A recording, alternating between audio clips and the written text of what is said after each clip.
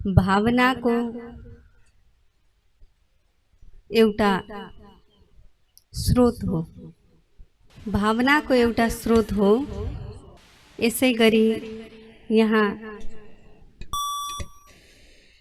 उहाँले एउटा बिरुवाको बीजारोपण गर्नुभएको छ, जसमा भवन मात्र नभई सम्पूर्ण बालबालिकाहरूको सुरक्षा, ममता, संरक्षण र उनीहरूले एउटा प्रेम पाएका छन्।